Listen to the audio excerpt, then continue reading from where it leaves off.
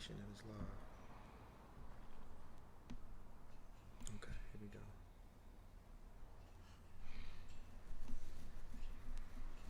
All right, we got a nice frame, I think.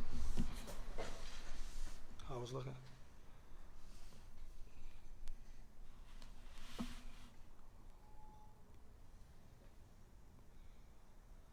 We good. This is a pretty decent frame.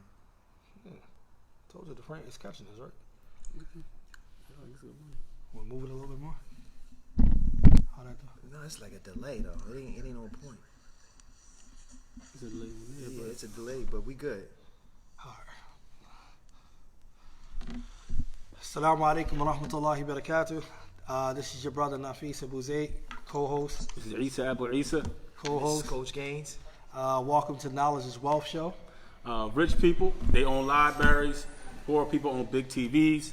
Poverty reaches your mind, is in your mind before it reaches your hands, and knowledge is wealth. This is episode 5. It's an interesting show. So far, we've been on the road. I'd like to thank my co-host. But this episode is God's money versus government's money. So we're going to be talking about God's money versus government. What do it mean? Why are we saying God's money? Is there something such as that? We're getting to explaining that. Also, we're going to be talking about, as it relates to Muslims and the monetary system, we're going to be talking about a little bit of things of dealing with interest, riba, for most people. And when we talk about the government's money, which is fiat currency, which we currently have in play, we're going to talk about that as well. The dollar bill. The dollar bill. greenback. The greenback, right?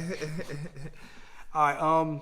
So we have a little treat for you as far as dealing with God's money. Okay, the reason why we call it God's money because we talk about natural money.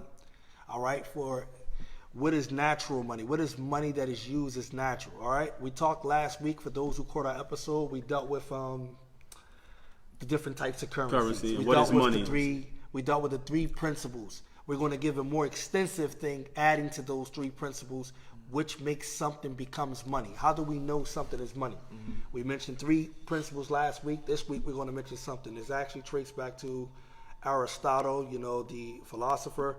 He mentioned that he listed 5 properties that would make something suitable for the uses of money, okay?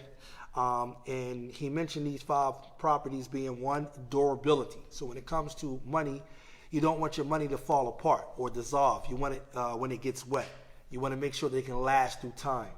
All right. So for something to be money, one of the qualities or the properties it should have is durability. It should be durable. Mm-hmm. Right. And another property that's listed is divisibility. When we talk about divisibility, we're talking about you want to be able to have that money split.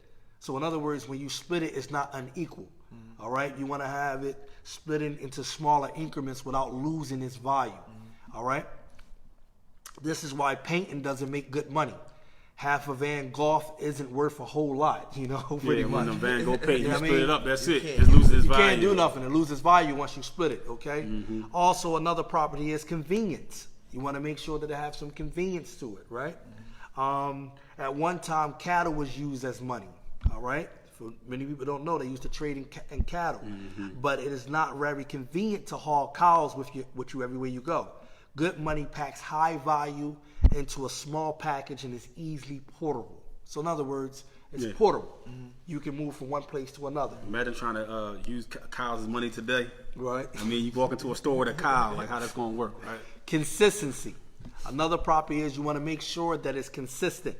Money should be easily recognizable, with each piece identical to the next. This property is sometimes referred to as fungibility, something being fungible. Oil is fungible as well. So something being fungible, so you want to be recognized. I mean, wherever I go out in the world, I know that piece, What it's worth. what its value, I know that it's there.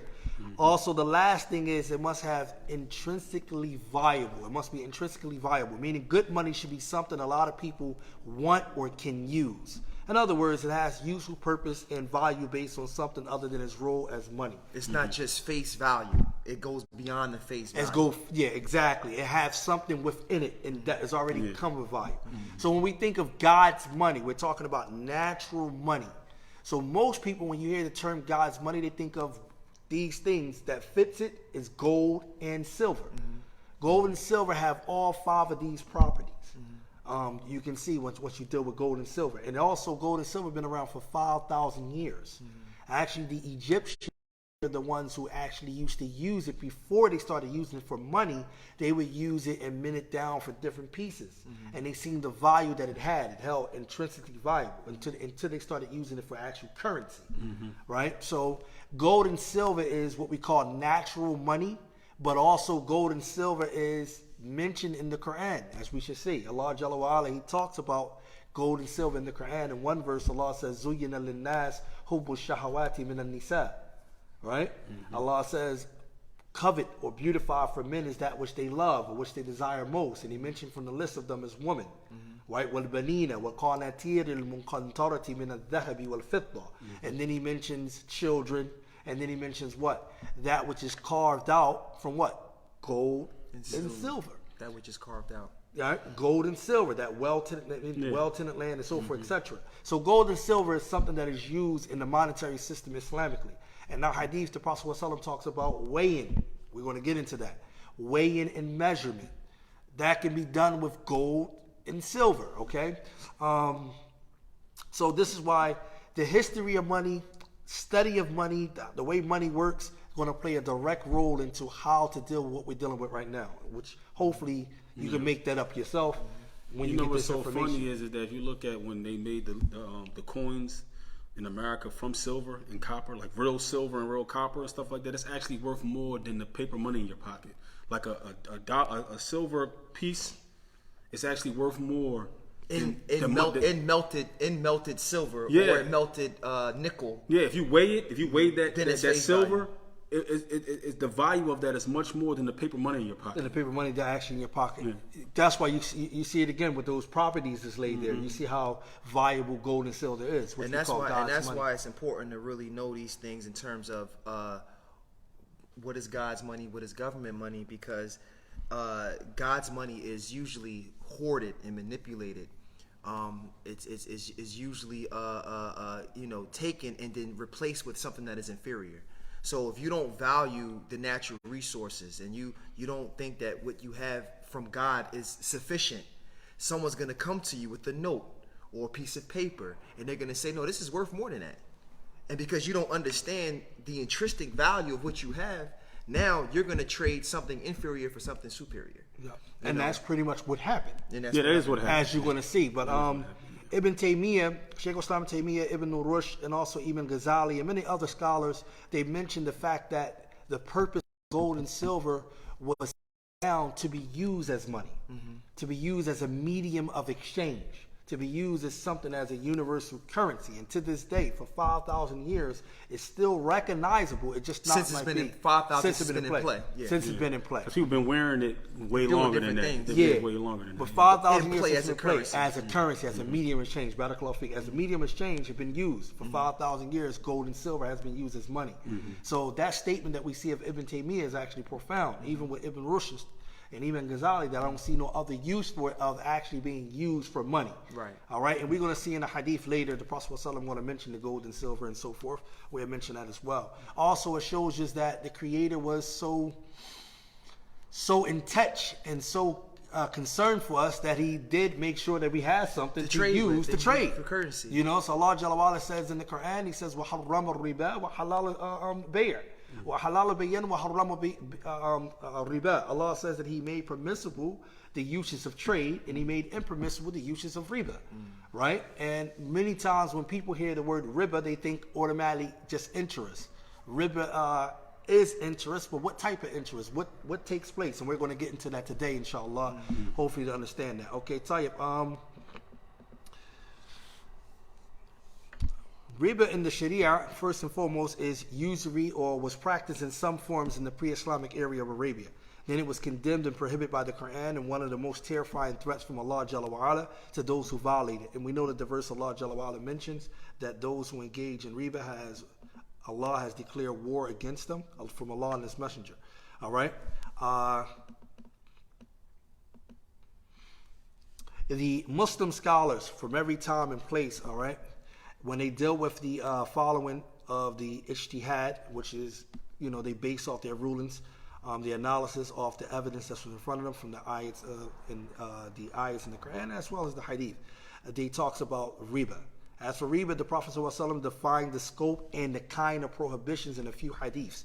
After the death of the Prophet ﷺ and with the expansion of the Islamic State into a new lands and peoples and cultures, the companions were faced with new problems. They had to find the properties to rule these issues through ijtihad. Okay, Umar ibn al-Khattab, who was the second Khalifa, during his time, he said, at one time, we wish that we had more light from the Prophet ﷺ about riba, khilafah, and khalala. All right, talking about these issues, because any government that comes in play, whether it's dictatorship, whether it's democracy, whether it's any type of form of government, communism or something like that, socialism, they all have to play a part with the economy.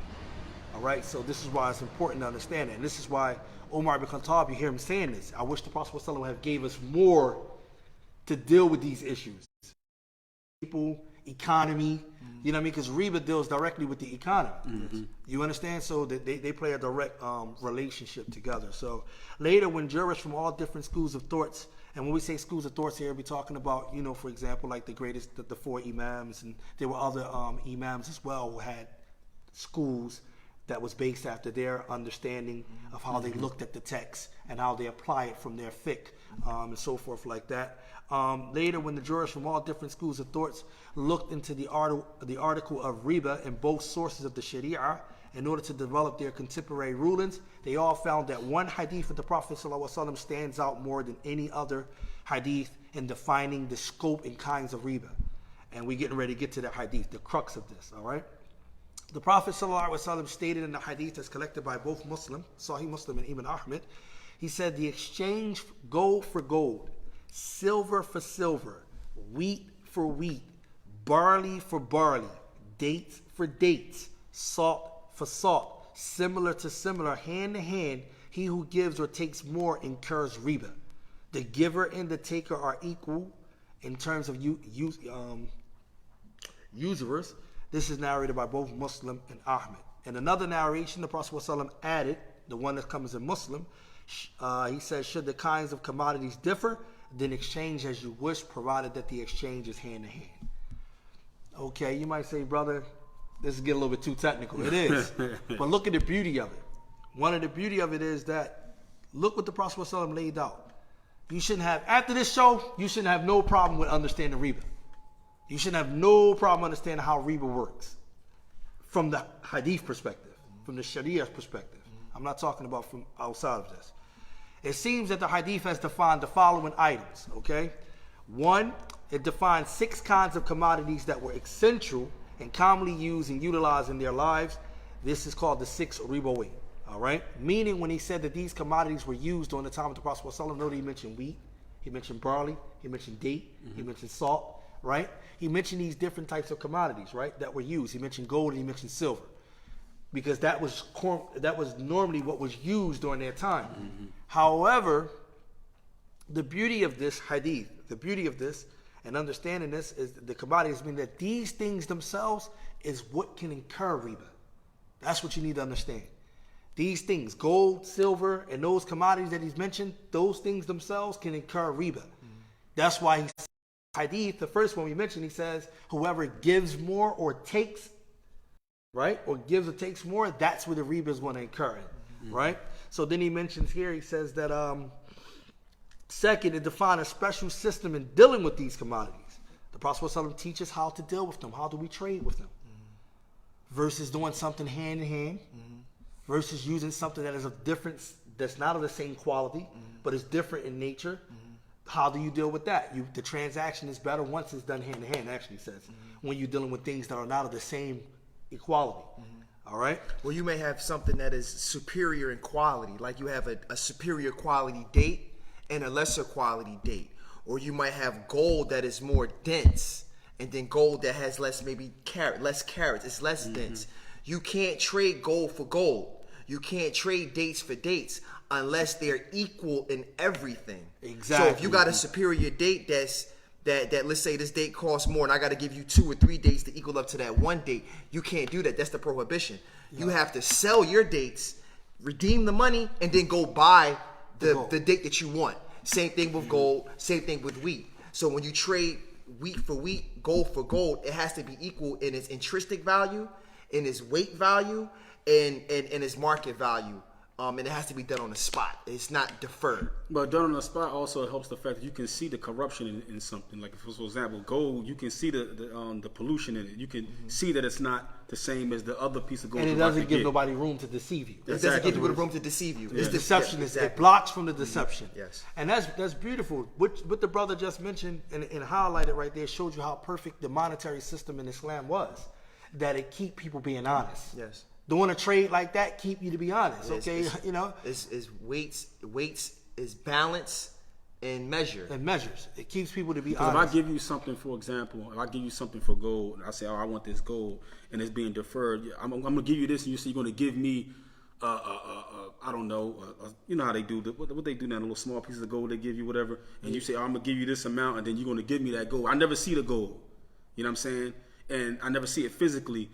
According to that, this might not be okay to do. Well, it wouldn't be okay to do it in terms of the hadith of the Prophet. Why? Because we don't know. It gives room for manipulation. Right. It gives room for deception. Right. So the Prophet was trying to eliminate that. There's too many unknown variables. He wants unknown, like you said, unknown variables because he wants to eliminate that process so none of that get in there. Exactly. We can do it on the spot. Then I know you're being truthful, I'm being truthful, and it's done. You know how they used to take the gold and bite it on the old TV? They used to bite the gold, make sure it was straight. Yeah, no, that's all a part of the verification process. Yeah, they Picking did. the best. Yeah. Yep. They used to have back then in the Muslim world, they used to have what they call them money changers that would do all of what the brothers are talking about. The bite into the gold, making sure the gold is authentic, making sure it's not burn it less down a little bit. Yeah, they used to. Yeah, Because you can see if it's corrupt if you melt it down. You can exactly. The third thing, in case these commodities are bartered, sold, or bought with each other, example, gold with silver, or gold with wheat, or wheat with barley, that's what our brothers is talking about, then dealing would be up to the will and the agreement of the two dealing parties with the increase of one side over the other as long as the deal is done hand in hand. All right, so long as we can see what you're doing, you're not cheating me, you're not taking... both agree. And we both agree.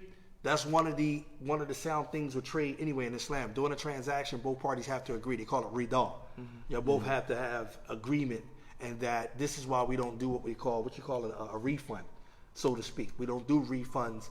Well, in yeah. Islam. Once the person leaves your site, you don't know what he did upon returning, because Exactly. we both examined the merchandise. We both examined the inspected merchandise. it. So We were pleased. Why are you bringing it back? Why are you bringing it back? It causes doubt. It goes into that, yeah. So fourth thing is if they are bartered or sold or bought with the same commodity, meaning gold with gold or silver with silver, example, right? Then restrictions in the hadith must be applied as follow. A, equality in quality. The brother said this. B, equality in volume or weight, because if we're talking about barley, wheat, then that's volume. If we're talking about gold and silver, then that's weight, right? And C, the exchange has to be hand in hand in the same time without delay in giving and taking. D, any increase on one side or the other because of difference in the quality would be riba. And this is known as riba al-fadl. That's when you deal with quality. Okay, so this is what the brother was talking about before. When you try to sell me some superior dates with some inferior dates, or some superior gold with inferior gold, at that time, this is what we call riba al-fadl. This is what we want to stay away. You might say, brother, what do all of this got to do with money right now? It's got a lot to do with money. And many of us, that are Muslims, we need to know the system and how to work with it, because it's got a lot to do with money. And honestly, this is money. The commodities. Exactly. We talked about the difference. We talked about the difference between money and currency. And currency. And currency doesn't have as much longevity as money does. It's not a commodity. And how to trade commodities is really teaching us how to spend our money and how not to take advantage of Also, things. it's teaching us investment. Yes. Because it's also showing you which commodity you should invest in. Yeah, they call them yardsticks. They That call these them commodities are the yardsticks for trade. So you can weigh everything against these. It becomes that Well, to tool. this day, I mean, you go in the stock market, salt, fruit, gold, silver, all this stuff is being still traded on the stock market today. So when you hear the word, we learned something too about. We're gonna talk about that salt. Yeah, salt. They used to make a medium exchange with salt, as far as like the Romans. The Romans used to get paid their soldiers, they would pay their soldiers with salt. Yeah. So they got the word salary from there. Yeah. You know what I mean? With the word salary, we get that from the word salt. You know what I mean? So you- Because so you think- it was a commodity that was used as money. Yeah. So you think when somebody don't get paid, they're salty? Oh, shoot. Come on. They got, they salty pretty much, right? Yeah. We're so, about to turn off the show after that. right. So all right. So he goes into any increase on one side or the other. We already talked about delay in the time or payment or exchange of commodities would be riba, and this is called riba and nasa'i. I want you to understand. Hold on. So you with me? So you with me here? Let's hold on. I I am currently using gold as money. It is fungible and it has no other associated with it. Why do we must not promote this within our community? We're going to get to that, inshallah ta'ala, by the end of this talk. Yeah. We're going to get to the reason why going all gold at this moment, would it be beneficial or not? We're going to get to that. Or is it practical? Is it practical, really? Is it sound? Because, again, we started off, I want y'all to understand something. Economy is not just by individuals. Economy is It's a enforced system. and is set up by government. A lot of people keep overlooking that point. The Prophet ﷺ was what? What was he? He was a leader. He was a and if leader. he was laying down to us the Sharia is a system which what? Governs. That governs a group. So then who needs to enforce that Sharia? The government. The leader Yeah. or the government, right? Right, yeah. So why would you think Umar ibn al-Khattab made that statement? I wish the Prophet ﷺ would have gave us more clear stuff. Because he was in charge of everybody. Because he was in charge of everybody. So the economy have to be run and enforced by the government. So you really can't escape that. A lot of people think that. So it's not just individuals. So we have to think practically. And the government right now, you can't go into the grocery store right now. If I only had gold and minerals and salt in my crib, right. and it was time for me to go get dinner from ShopRite. ShopRite doesn't accept gold from me. I would have to go to a pawn shop or a gold person, sell it. Hopefully I can get the value that I'm looking for, and then go and pay for my food from the supermarket. That's putting extra steps, and that goes against the idea of currency. So really, gold would be, at this point, would be a placeholder, almost. In the system that we're in right now. Gold gives backing to the system that we have right Pretty now. much what you're saying. that's It what I'm gives saying. value to the system. So it'd be basically a placeholder of a system, meaning gold exists, is here, and we know the value of it. We know that it's real money, and it's better, and it's better than this fiat currency that we're using. But that's not goes without question. But the issue is that, like you said, I can't go to the car place right now and get a Lexus and pull out a gold bar. It's just not going to happen that way. But I can take out a loan against my gold assets. Yeah, you can do that. So it's leverage. In actuality, gold and silver is God's money. It's natural money, but it is a commodity. It is a commodity. I mean, it is a But commodity. but the point that we were making, it's it's a rarity in those commodities because you can limited supply. you know you can break it down, you can divide it, you can add it. Divisibility, It has yeah. divisibility. It had multiple It's things to it, tradable. yeah. So all of these different reasons is what makes gold and silver ideal. But this is what's important right here. A lot of people don't understand how to pay attention to the text, and that's what I want to talk about here. Pay attention to the hadith. This is what this whole talk is going to be based on. He's teaching us something. The Prophet ﷺ didn't stop at gold and silver. Notice what he said. When he said it come to riba, he gave us 6 measuring sticks, yardsticks. And he mentioned other commodities, 4 other commodities along with gold and silver, which showed you that riba can affect any one of them. Or any ones that's similar. That's what you're going to learn today. So gold and silver is not just used as money. Even though that's a natural currency, any of these commodities have an intrinsic value that fit those 5 properties or those properties that was mentioned earlier, they still can serve That as purpose. that. And they have the ability to have riba in it. This is what the Prophet ﷺ is teaching us. But And real that's quick, why just to important. Go answer ahead. the brother, brother Yassine says it's not in the system we are using, and I get it. I just made that point. Just the average person, just if I had gold, I wanted to go out and I want to do something. There's ways that you can go about redeeming your gold, and they have programs and they have systems and they have certain things in place for people to redeem their gold and gold on a card, and they have some technology that allows you to redeem it. But that's not the point that we're making. It's still another source. It's not the money in and of itself. You still have to go through a third party to get that gold to spend for you. Yeah. Unless you meet somebody who Yeah. accepts gold. So we're just talking about the accessibility of currency. And not taking away from a system that you may have that allows you to get access to gold and put your gold on the card. Just talking about the majority of this situation. Yeah, we're just talking about the norm, what we know about And right it's not now. misunderstood. Gold, don't get it wrong. Gold and silver, gold is still viable, and it might be deep. You know, I am of the opinion that gold definitely might be the viable asset right now as far as God's money, natural money. I like most no valuable doubt. asset. No, it is money. It's money. No I'm doubt. actually in It's real agreement money. with that. But it might not be practical, as Coach said. And that was a good word to use. It might not be practical in the system that we have right now. But this is my question. I would throw this question out. Would and it see go the back case. to that? That's Yeah, would another it go question. back to that? That's Should we another- move that's towards another that? discussion. These are other discussions. These are other discussions. That's Gold not is what- gold does real well in the barter system. It does real well in that system. The barter system, gold does real well in that system. So my question would be, people who know they're using gold, and we're saying it's God's money, no doubt. But in this system, like if I want to buy gold, I would still use fiat currency to get the gold.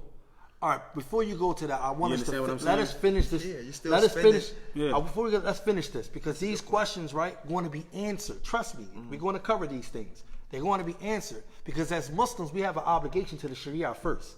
It's not to our intellect. It's what Allah and His Messenger said. Go back to the statement of Umar ibn Khattab again. I wish the Prophet ﷺ would have gave me more clarity. He wasn't relying on his intellect.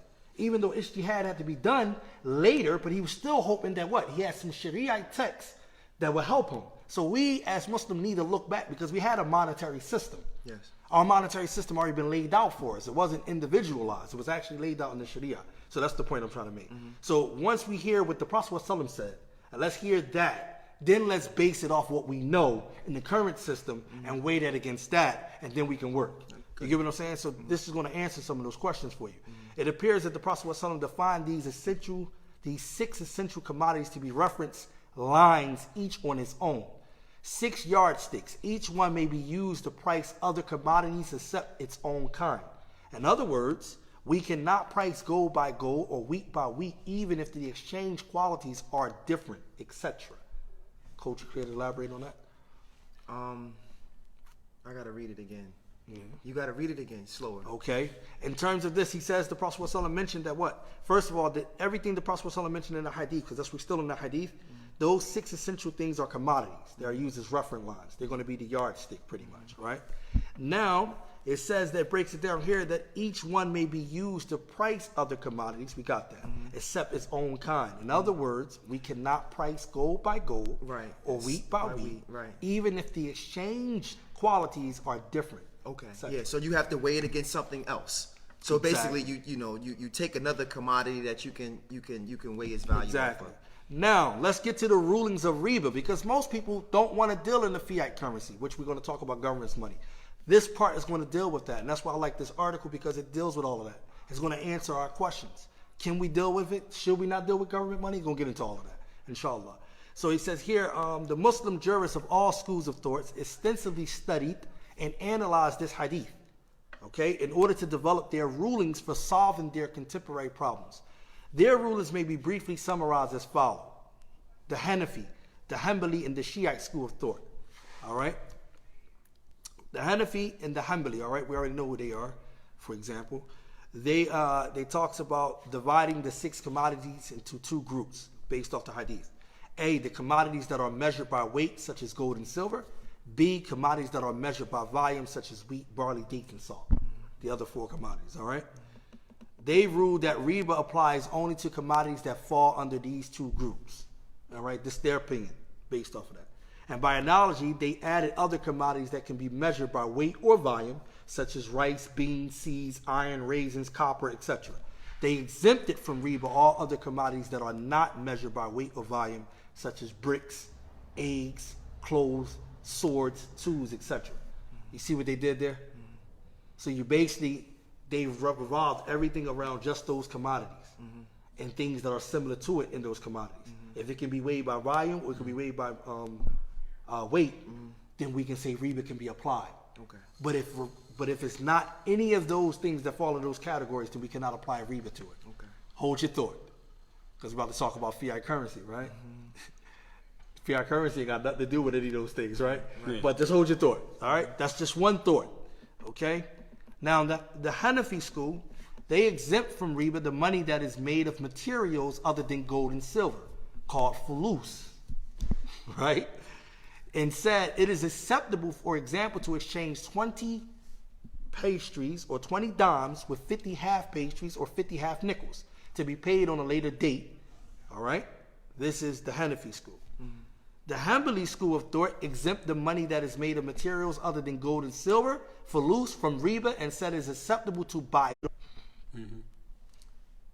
So it seemed like from those two positions right there, fiat currency is what? It's cool. It's cool. Yeah. They both are free in fiat currency from riba. Yeah. Yeah, that's what they say. The Shafi and the Maliki school of thought, they divided the 6 commodities in 2 groups.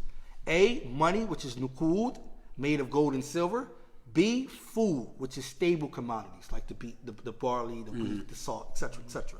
Right? They ruled that riba applies only to commodities that fall under these 2 groups, and by analogy, they added other commodities such as rice, beans, and corn, similar like to the early ones, right?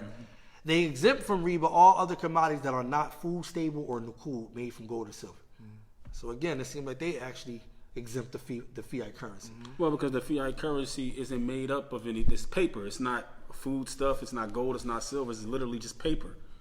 To be honest with you, I mean, But the cake, no, it's a little deeper than that. Deeper than that. Because the paper does represent something. Oh, we're going to get to that. According to these rulings are being made. no. These fuqaha are making these rulings based off of something being behind the dollar.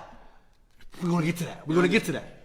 But I'm right moving now, ahead. we're going to get to that. You're moving ahead. Okay, I'm We're going to sorry. get to that. Right now, they basing everything off the hadith. Off the hadith. All right? Then we're going to get to Okay, so the looking at hadith, hadith is saying if it's not measured in weight or volume, if it doesn't fit Then those riba two, can't riba explain can't to be it. That's applied what- to it. that's It's not a why- riba issue. that's why I'm saying This is that why- paper money wouldn't fit any Wouldn't of fit the in it. description. Okay. Hold that though. It's going to get to that. But you're right. Listen, But- we're going to but- get to that. But listen though, I want us to understand the issue, and I want the audience to understand the issue, so that we don't all have to keep arguing and bickering about should we go with gold, should we go with silver, could we use fiat currency? You don't have to look at your brother funny. None of that. You really should know the issue. What is the actual issue? What did the Prophet ﷺ say? These commodities is the issue. They are yardsticks. That's what we use.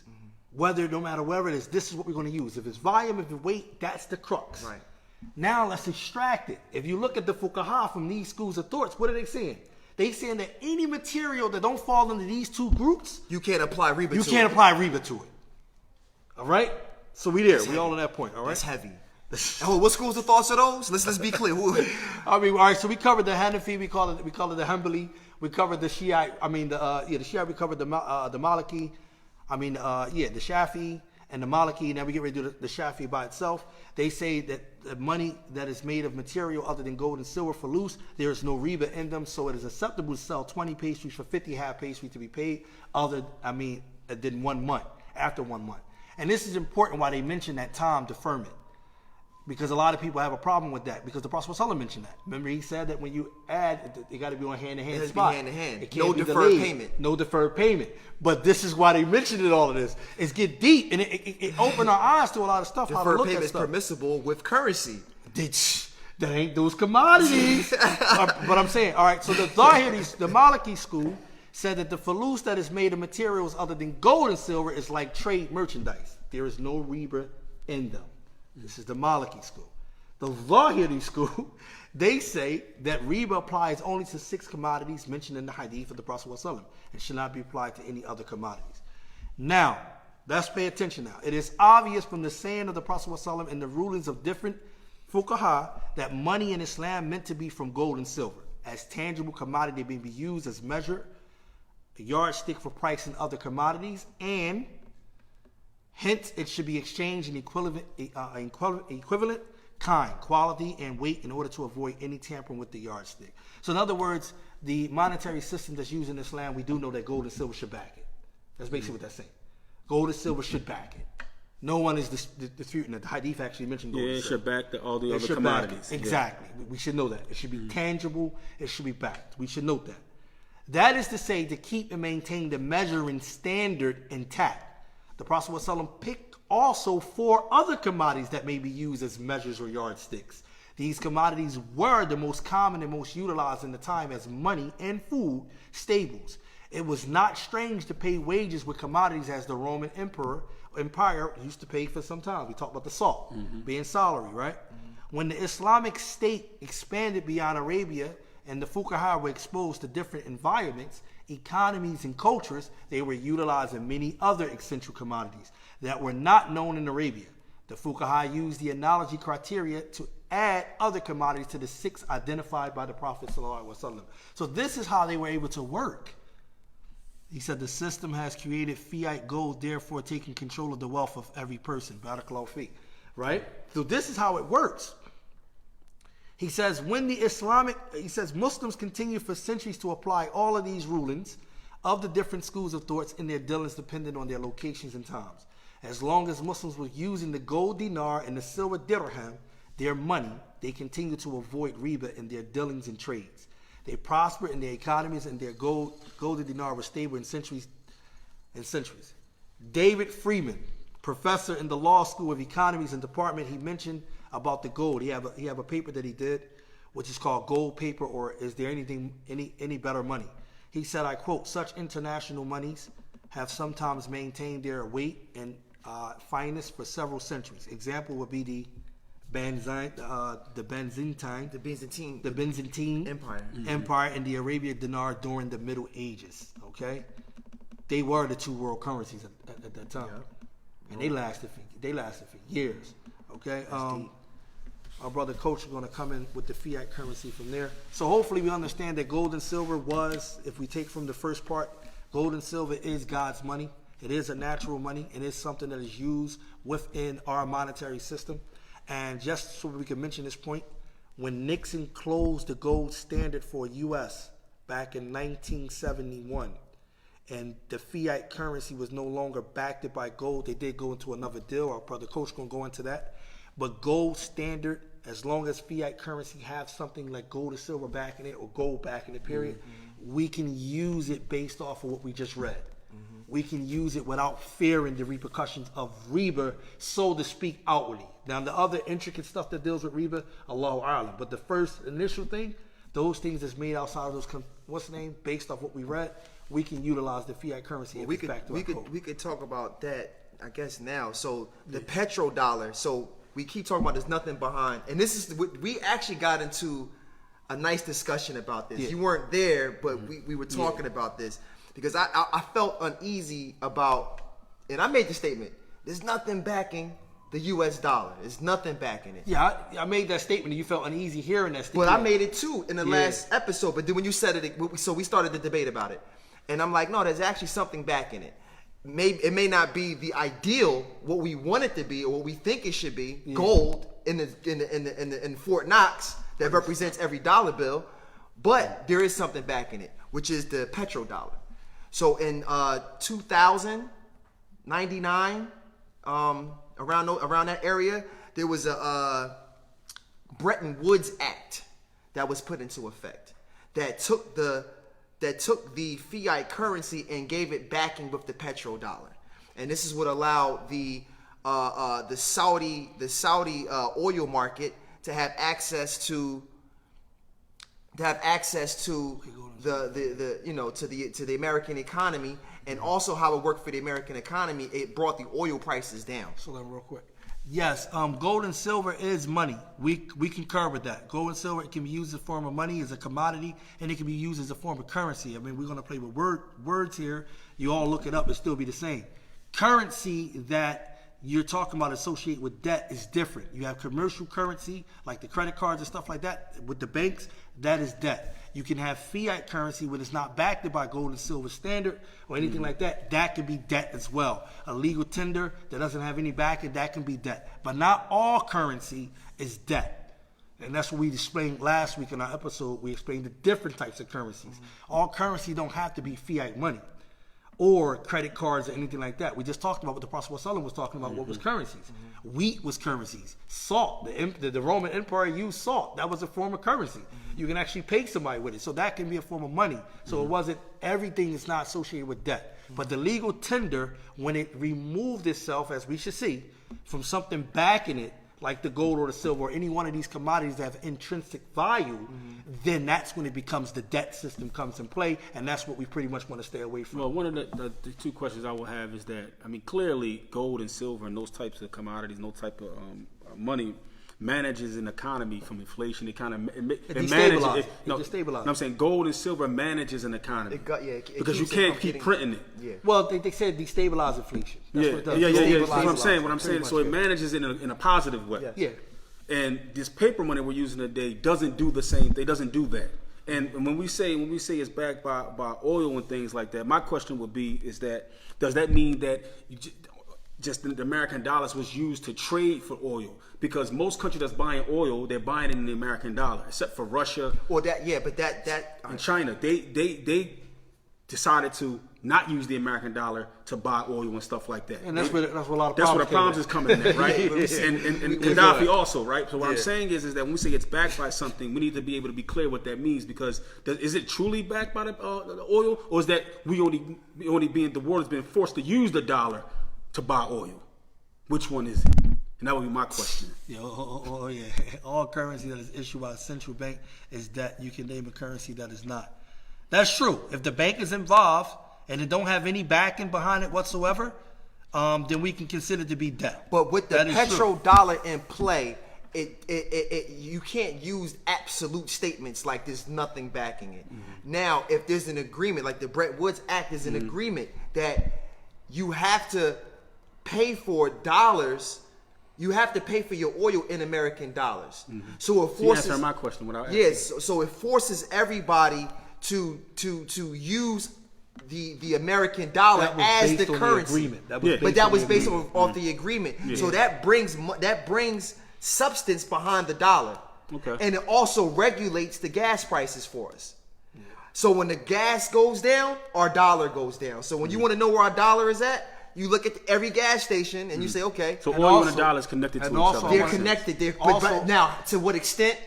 What's the agreement? That's a whole nother class. I just want to be able to take us The into misconception, the misconception of that nothing back in the dollar. right, it's fiat, it's Yeah. a debt, but then there's also that petrol element. So what does all of that look like? Yeah. We have to address that in its own specific. Also, time. I wanted to touch on the part about gold and silver can be manipulated. There's an ayah where Allah Jalla wa'ala talks about this in the Quran. He says, "Ya ayyuhalladhina amanu inna al-kathira min al-ahbari wal-ruhbani la ya'kulu amwal an-nas." Right? Bil batil. Right? Allah mentioned that, and Allah subhanahu wa ta'ala says, "Oh, you who believe, many from the people who are priests and rabbis, we know back then what they used to do. They used to hoard up the gold and the silver. They used to do what? They used to take the people money unlawfully, unjustly. Well, they what still was doing doing. that now. Yeah, but you get what I'm saying? So back So Allah then. talks about them, but then Allah mentioned in the next verse, He says, وَالَّذِينَ يَكْنِزُونَ الذَّهَبَ وَالْفِضَّةَ وَلَا يُنْفِقُونَها فِي سَبِيلِ اللَّهِ. Those who hoard up the gold and the silver, those who hoard it up, Allah have a punishment for them because they used to hold it and hoard it and manipulate it. But also there is a system called debarment. All right, that governments used to find a way to manipulate gold and silver even in their time. So we don't think that gold and silver cannot be manipulated or that the people cannot benefit, the government cannot benefit off of it. They used to do what we call debasement, not debarment. It's called debasement, F1. What they would do is the government wouldn't tell the public that they're taking out the old coins and exchanging new coins. So it gives them a little window of opportunity to create some profit for themselves before alerting the people that that coin was no longer in it. All right. The in terms of that, right? If you think about it, right, gold and silver can be manipulated. That's why they had money changers. They had different people looking at it, counterfeiters. They had to make sure that it was actually what it was. Certain things was out of place. So I just wanted to come back on that. Has to happen in any of these scenarios. In any of these scenarios, Even with the dollar bill, you Even put with the the dollar $20 bill, bill up yeah. into the light. Yeah, go So ahead. moving forward, the big game of paper money. When paper money was introduced into the world economy to replace gold and silver money, the Muslim jurists were faced with a new problem that caused a considerable amount of debates on different opinions. The jurist Abdullah ibn Abdurrahman al-Basim said in his book Tayassur al-Alam Sharh al-Umda Ahkam, I quote, "Recently banknotes are introduced into the markets to be used as money instead of gold and silver coins. They made for each coin a corresponding piece of paper that carries its name and value. The different opinions of jurists may be summarized as follows. Some jurists said it is absolutely unlawful to deal with paper money because it resembles the selling of debts or receipts of debts on the issuing bank. That's one position. There's one position. Let's make this clear. That's one position. That's not the absolute overall position. That's one position. Some other jurists said we should deal with it as we deal in trade commodities, and therefore there is no riba in dealing in them, with increase either hand to hand or increase for the deferred payment. Right? Okay, that's another position. Remember, these all based off of ijtihad. An increase for deferred payment looks like this. If I was going to buy a computer from you at $500, but I don't have the money today, let me put you a deposit and then I'll get it later. And the guy says, well, listen, if you're going to pick it up later, it's going to be $750 now. It's $500 if you buy it now. Initially, that would be riba. The way we understand it, that would be riba. But based off of these breakdowns, there may be some room to do business like that if both parties agree. Yeah, but they might not be based off They might not be based off strong evidence. So, like I said, it's a position. I'm not knocking it. It's a position, though. It's a position. So some other jurists said that we should deal with it as we deal with in trade commodities, and therefore there is no riba in dealing in them, and an increase either hand to hand or increase for the deferred payment. Some other jurists said we should deal with it as we deal in gold and silver, because the paper is replaceable with gold and silver on demand from the issuing bank. Some other jurists said we should deal with it as we deal with fulus, end quote. So the note, all these rulings are based on the premise that the paper money will be backed and covered by gold or silver, and will be exchangeable with gold and silver on demand for the amount prescribed on them. So let's stop there. Basically, all of the positions that he just mentioned from Sheikh Ali Bassam is based off the simple fact of what? Gold and silver is backing it, and that if I want to take my banknote, I can go get my gold for equivalent for my banknote. I can get it back. That's what his bank is based off. If those two things are not there, then those positions. So now the question is, it's not even holding. Those positions can't even be looked at that point. How did we get here? Well, from that position right there, how do you view the dollar in your pocket? We're about to get to that. He's about to get to that. He's going to get to that. I mean, that's what we use every day. He's going to get to that. This is why they laying this out for you to understand it. Islamically, how do we look at this thing? We went to the hadith that we have. The fuqaha went from that hadith and explained the guard stick.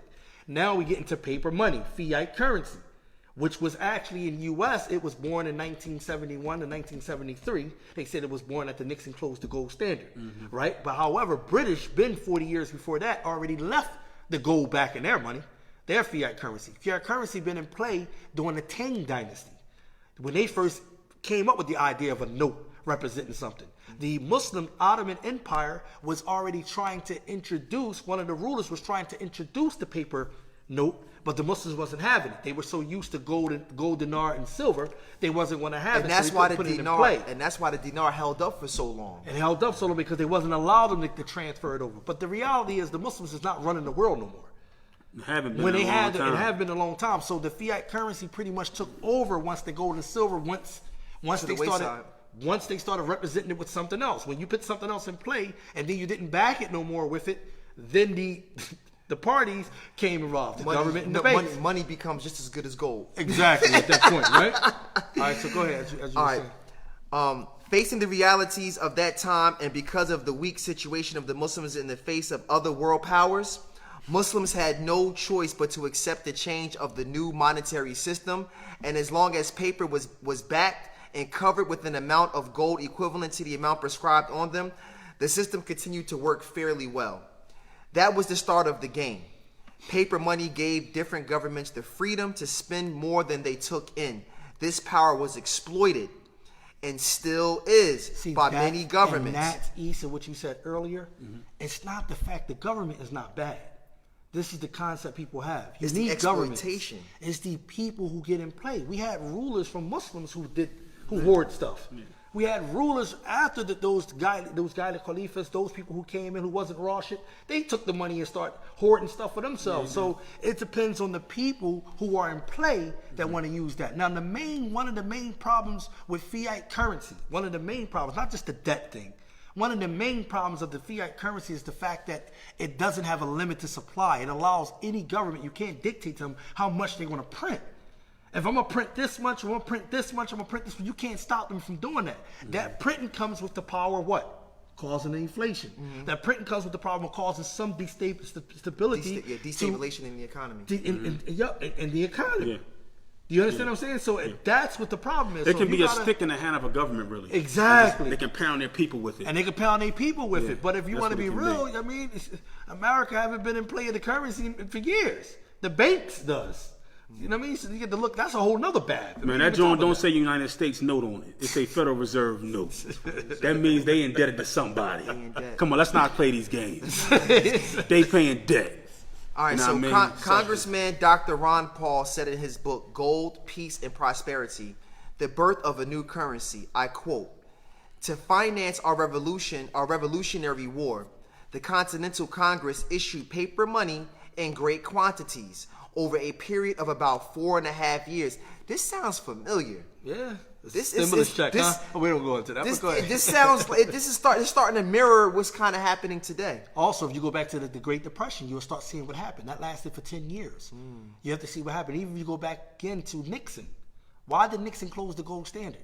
The gold standard wasn't closed just for the U.S. It wasn't. He didn't close it for the U.S. He closed it for the international. Right. But why did he do it? Because when it was time for them to redeem it, it was nothing there. So he had to tell them something to prevent a larger issue. And what he told them was that we got you, basically. You know, and then what it really, I'm keeping your gold and they smiled at you. That's what they really did. They kept them because they still got the gold. And that petrodollar deal was a bailout. Yeah, it was a bailout for them. That brought sustenance to the American dollar, and it gave us more. Well, guess time. what? If you go into debt, you can just print more of that paper money, pay the debt off. Even though you get interest on the money you print, they still get another debt, but they pay off their old debt. You can just keep doing that. Yeah. It's a game. But the money and how it circulates inside of our domestic economy, and when we spend money abroad, and then and those governments that receive that money abroad try to come back and redeem it. Here's where these politics come into play. Yeah. You know what I mean? So our government must be doing a good job, because when we go to spend money in other places, it still redeems. Yeah, they still take the money. So something's happening on that end to. Yeah, but it could be some big Brody, brother Brody thing involved into play. We don't know the details. We don't know the details. We don't know the details. We just know that this is what's happening. The military's a stick. They use the military as a stick on But them. it tells you it was gradual, because first the gold was backing the money at a certain percentage, and then it slowly shows you how it actually went from this place to that place. So that's one thing I loved about. Well, even more recently, right? Even more recently, like me and Coach, I don't know if you listened to it, the American Economy, the video we checked out, and how they just recently got, I mean, our people out of bartering and out of the commodities, and they got us into the fiat currency. Yeah. That just recently happened. That's like, what, maybe 70 years ago, 80 years ago. So, I mean, that shows that everybody, even in America, wasn't on that system yet. They slowly had to even get us out of what we were doing into that particular system. It's something that a brother used to always say is, if you put a frog in a pot, right, the frog is going to do whatever it does, and you turn the heat up just a little bit, you know? And as that water temperature rises, the frog's body is adapting to that new temperature. By the time he realizes that he's in boiling water, he's cooked already. He's cooked. And that's the concept of what took place with the American dollar. And it's going to go into it right here. Yeah. So to finance our revolutionary war, the Continental Congress issued paper money in great quantities over a period of about 4.5 years. The continental currency fell from a value of one paper dollar per one gold dollar to about 1,000 to 1. You see that? That's drastic. That's drastic. It's drastic. The phrase "not worth a continental"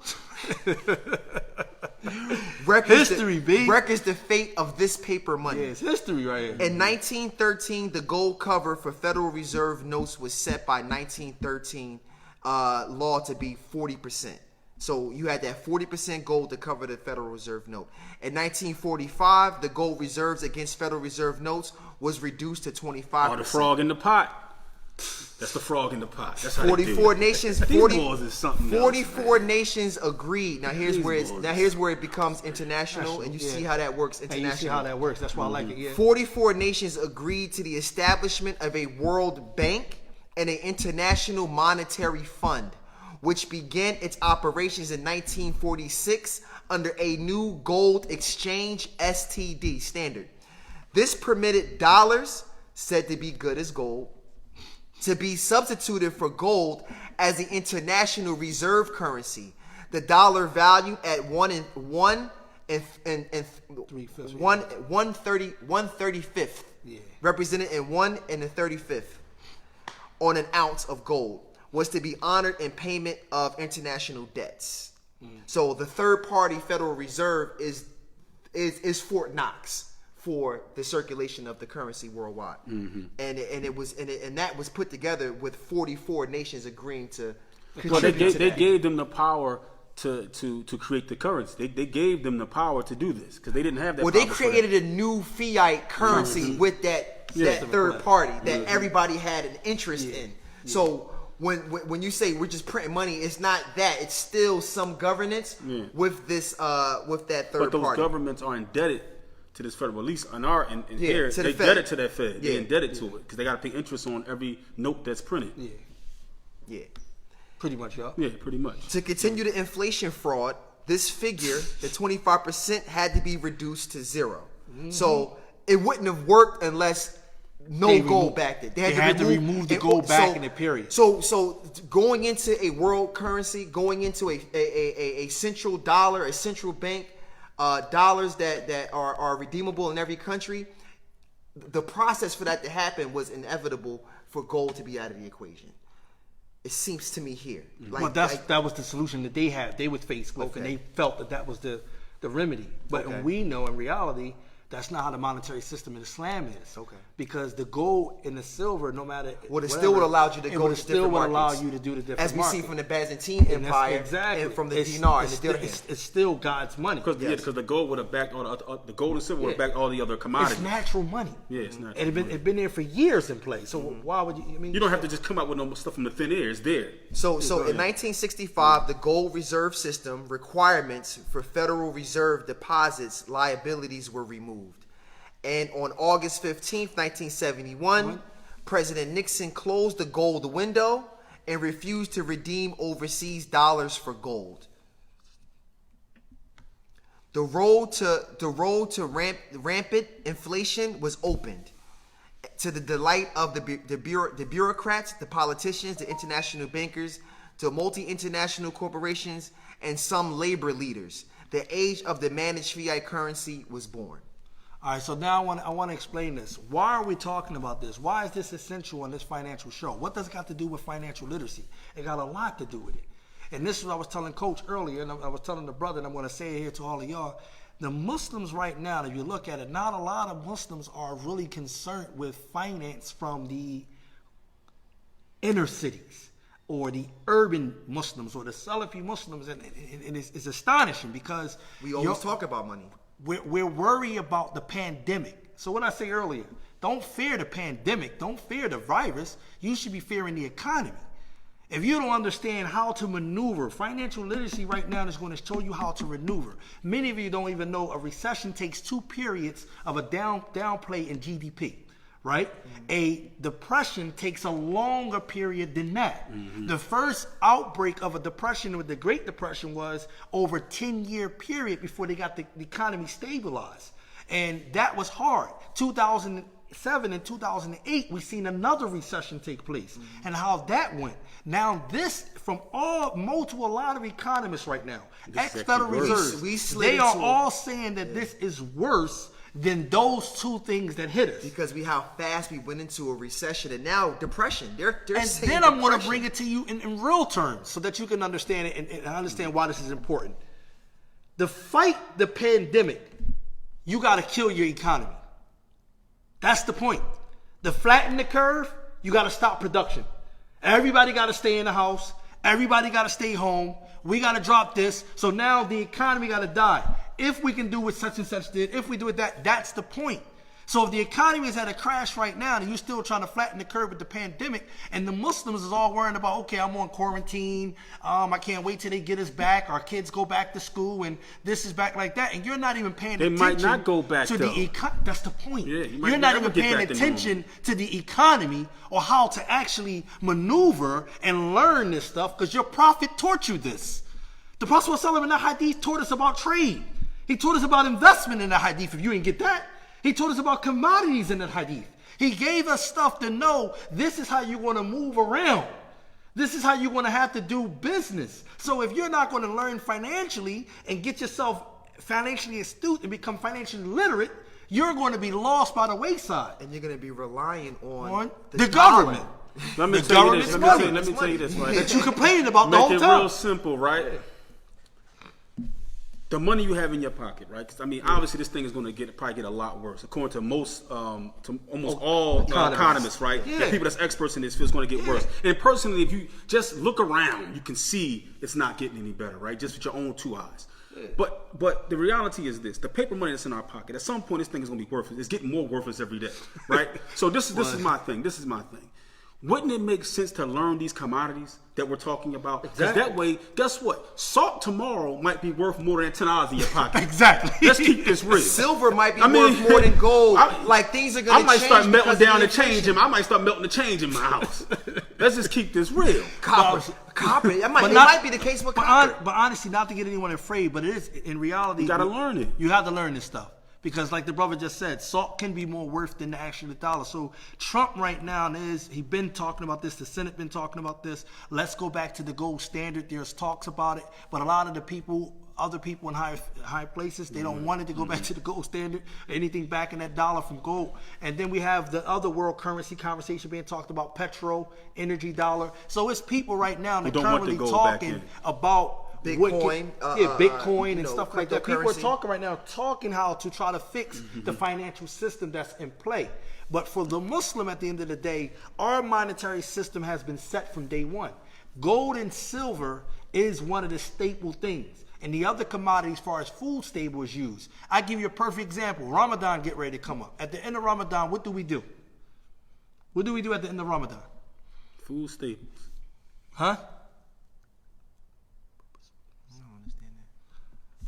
No, they just sent up some assistant programs out there, or numbers you can call to get assistance. Okay. What happened at the end of Ramadan for all of us? What do we do at the end of Ramadan? Coach, know what we're talking about.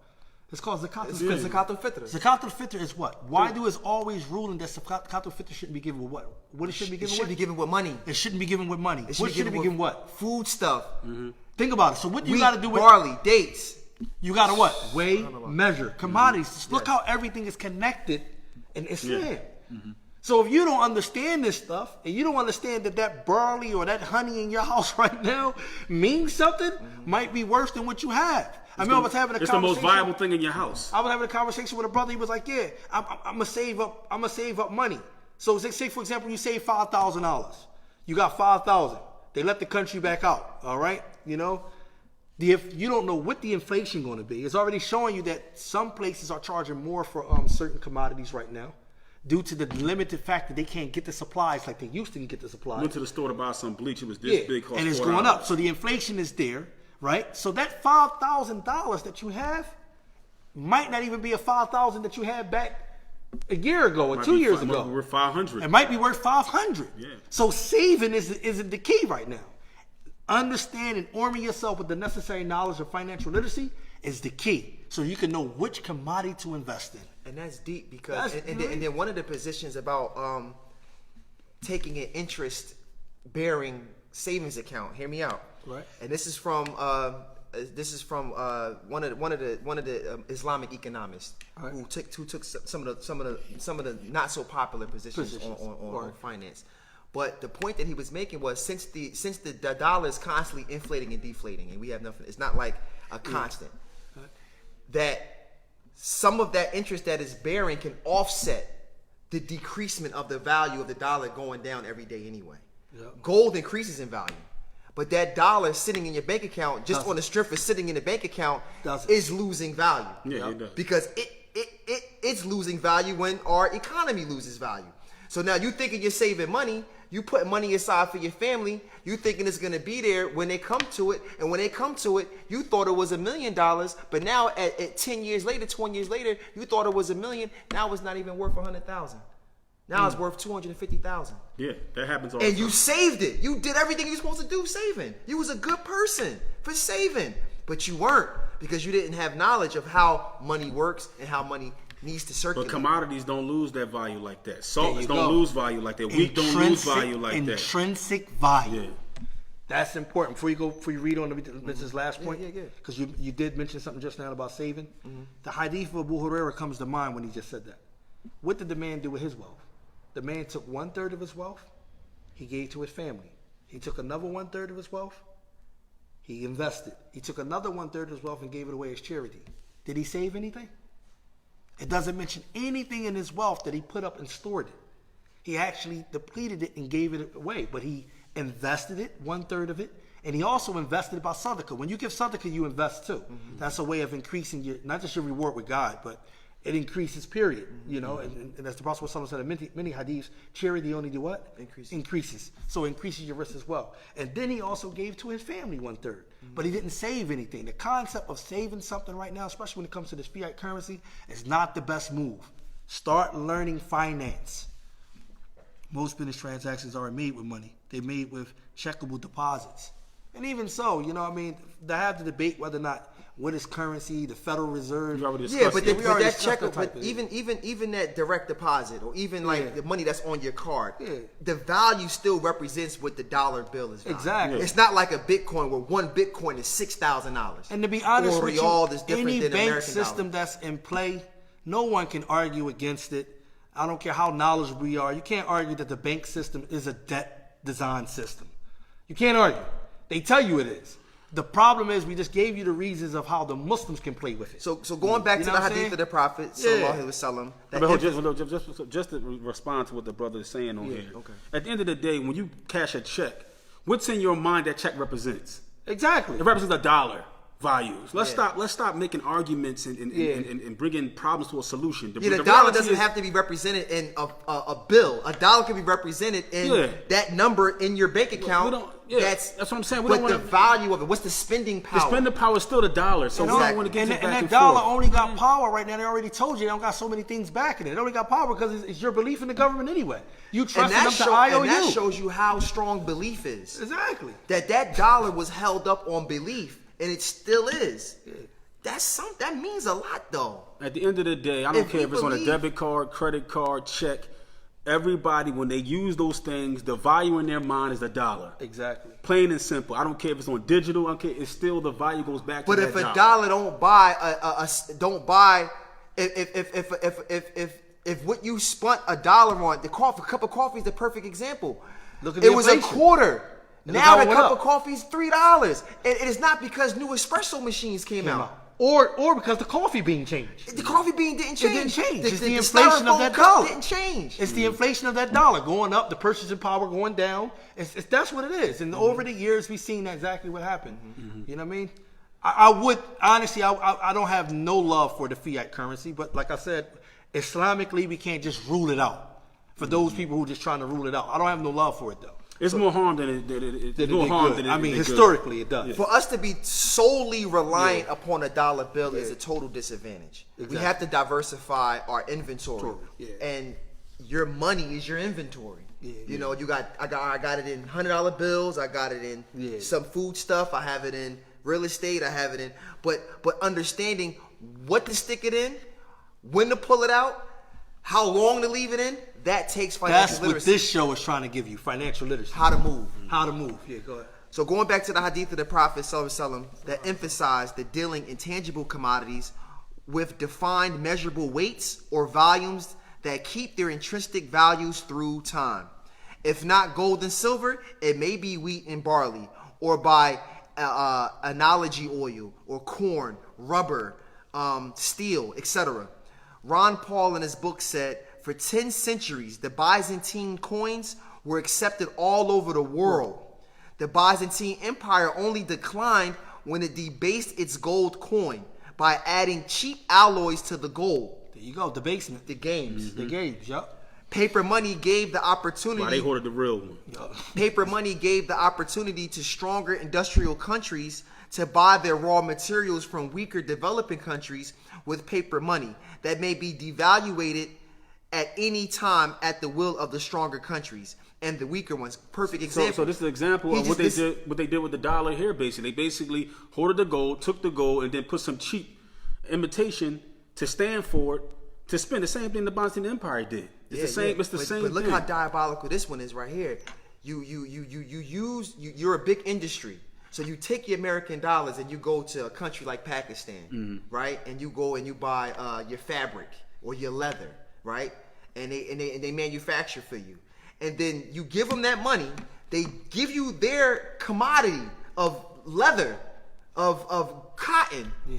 And then as soon as you get back home with the cotton, when it's time for them to redeem that money, it's not worth what it was worth when you spent it with them. Yeah.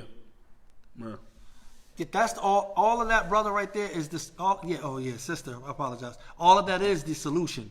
And inshallah ta'ala, that's how we should maneuver. But we do need this knowledge so we can know how to do that. Exactly. How to invest in these commodities. Gold and silver shouldn't be the only thing you should be investing in. You should be investing in what the Prophet ﷺ is telling us. Other commodities that have intrinsic value that last throughout time. Like salt, if you want to get technical. Honey. You know what I'm saying? Yeah. Look at what's right now. What people going to need. What people want to use. You want to look at that. This with rice. As the brother was explaining to me about the stock market. What you think people are doing? Not just buying in any business, but business that industrialize these type of commodities and other commodities. You're just investing into those things. Yeah, right now the businesses that are doing good on this, right now in this climate, are your WalMarts, or your Wawas, or your medical equipment businesses, people that offer hand sanitizer, face masks, like any of those type of business right now. You see their numbers, going through the roof.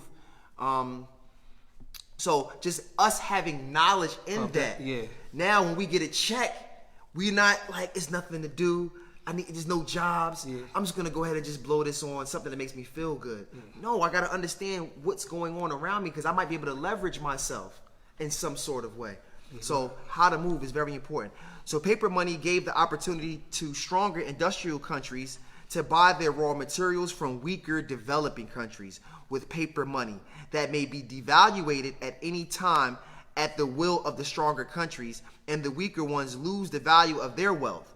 The same game was played with each country, where the rich gets richer by keeping their wealth in real estates and investments that can benefit from inflation, and the poor gets poorer by losing purchasing power of their wages and salaries that never catch up with inflation. Look at that. That's it right there, guys. That's it. And that's the dangers of this fiat currency. And that's the dangers. Yeah. With this game of paper money, Muslims went out of the track of their Islamic monetary system. So with this game of monetary paper, Muslims went out of the track of their Islamic monetary system as they set by the Prophet sallallahu alaihi wasallam. The world powers changed the track in the direction of the Muslims while they were asleep. Muslims at large, including their jurists, still debate in the minute details of riba, interest, and what is halal and what is haram, while their whole Islamic system and track direction was diverted for them. Do you understand that point? That was a significant point. That was a significant point. That's what we see right now. We see it. We see it in our lives. We debate over theories. One brother pinning another economist against another economist. Oh, I studied this, and let me go over this with you, and this is the best way. You're giving me a theory, bro, at the end of the day. That's what it is. You're giving me this economist's understanding of how the stock market, or the market, or even your own summary from that. And that's not based off of nothing absolute. If you're a Muslim, we are taught to base things off of what? Evidence. That's absolute. And the only thing you're going to find out is where? Quran and Sunnah. I mean, other stuff you just extract. Come out, right? Throughout history, they never disappeared. They never lost value. So we just stopped paying attention to them when the shine of your car come out. Yeah, but the people in power still trading them. The people in power. They just give us the fiat currency. When I was in Medina, I had walked in several stores that was all date stores. All they sold was dates. That's all they sold. And we know in Medina they are famous for their what? They date trees. But all they sold was dates. You can just take one commodity, invest in, and with the Tawakwa and Allah Azza wa Jal, you can make a come up off that. But we don't understand commodities. The reason why I love the Islamic monetary system is because it protects us from what we are crying about the government right now. Yeah. We're crying about people cheating us, inflating us, not giving us our equal amount. If we change in, nothing backing, we're crying about that, right? But what do the weight and the measuring by weight and value does? It makes you be honest. If I pop that scale out in front of you, it forces honesty. Because now I'm not going to... You know what's crazy though? I've learned but just doing research, man, and just looking at the situation. People who have so-called a lot of money, or they're in power and they're up real high up. These people who print all this money, they're not using that money. I mean, these people are usually using these commodities that we're talking about. These guys are trading commodities the higher you go up. They're not even you don't see them walking into a restaurant pulling out paper money out their pocket. Literally, if you look at styles, they're dealing with gold, silver, salt, commodities. They're trading this stuff. Well, the way that they look at it is called assets and liabilities. They deal with assets. Yeah, exactly. And that's how they look at it. They move around with assets. That's what I'm saying. The more they get that assets column up and it's greater than the actual liabilities, they are ahead. And that's what we need to start really thinking. We need to start really thinking what's going to bring us, what's going to grow us and stuff like that. And hopefully that, from this show and other shows, it can help you out, inshallah. In conclusion, no matter what is done nowadays with good intentions to abide with the Islamic monetary system and to avoid riba, Muslims are not escaping the fact that they are not in the driver's seat, like the brother said earlier, but they are riders in a train that is taking them away from the pure Islamic system into an area that is polluted with the dust and the vapor of riba. And there's a hadith, as the Prophet ﷺ said. The hadith, yeah. And certainly will come over a people when none will remain who will not devour riba. If not devour it, its vapor will overtake him. We can't escape it.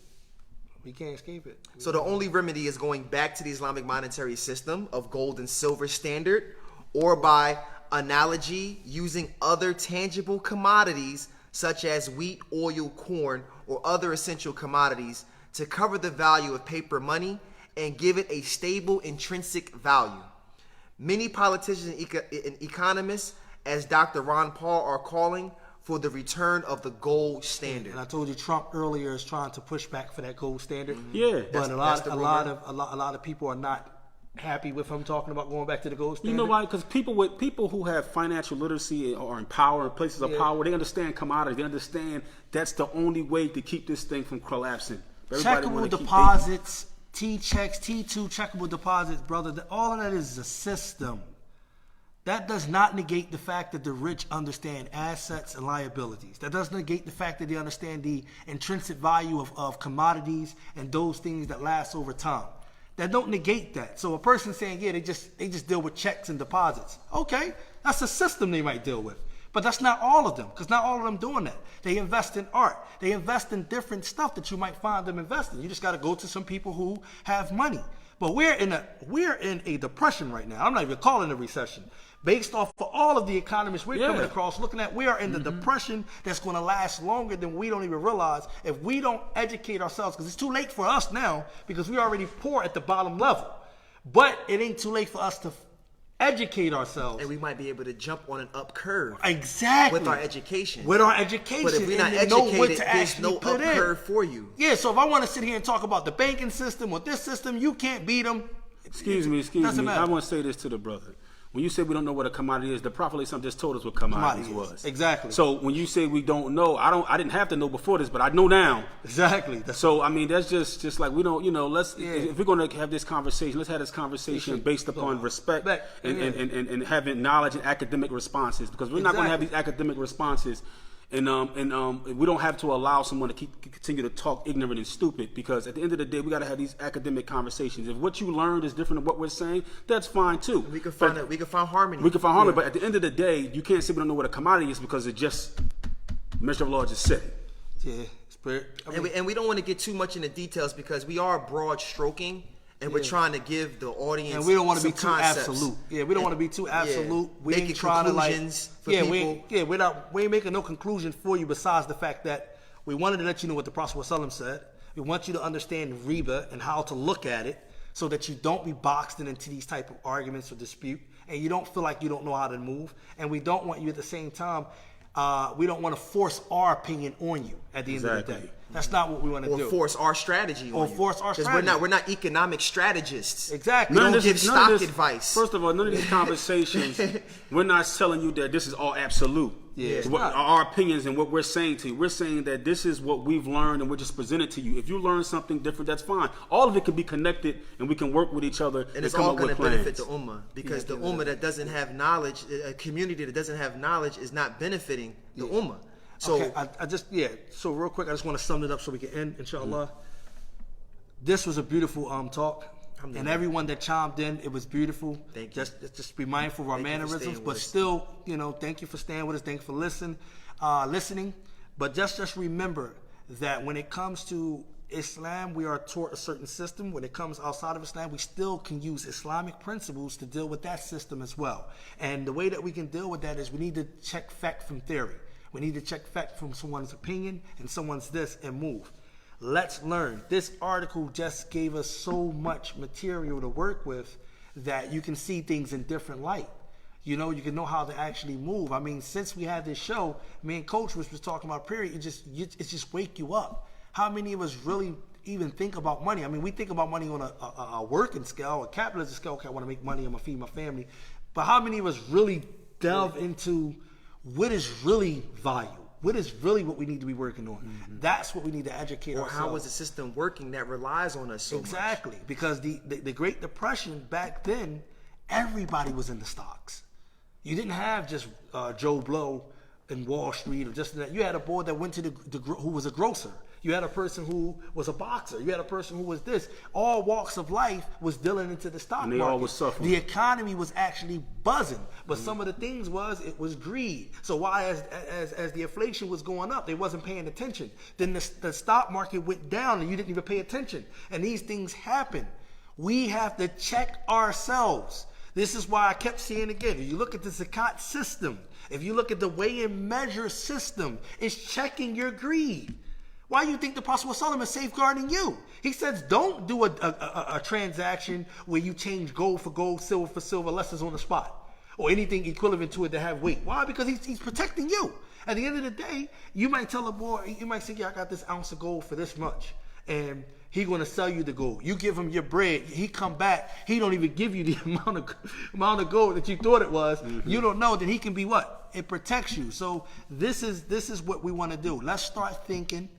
Let's stop sitting on the sidelines. Let's stop worrying about just the pandemic, as many of the Muslims are doing. And let's start educating ourselves and then educating our families and our children to be people who are successful. Islam do not encourage poverty. Islam do not encourage poverty. Poverty has got nothing just to do with financial straits or strains. Poverty deals with the way you think. That's why we say what? It starts in the beginning of your mind, but it also is spiritual poverty as well. So we ain't just worrying about that. We encouraging financial literacy. Be good at what you do. Be good at what you do. No matter whatever it is, be good at what you do. And understand And that there's a Allah lot of is the different same roles provider. you can take. Exactly. We're not knocking a person for choosing one industry over Over another. another. But to be in any industry and not know the inner workings of it is blameworthy. This is my coach. This is co-host. My co-host here, that's Coach Gaines. My Gaines. co-host Issa Abu Issa. It's your brother Nafis Abu Zayd. Stay tuned for next week. We got a good episode coming up. 1 o'clock on Thursdays. The financial show, which is known as Knowledge is Wealth. That's episode 6. We will deal with that, inshallah. Hopefully, if you got any feedbacks about this lesson or any other lessons you can take, please inbox us. We will post this up on YouTube as well. And remember, don't be afraid of the virus. Be afraid of the economy. Okay? Yeah. Assalamu alaikum wa rahmatullah. Wa alaikum salam wa barakatuh.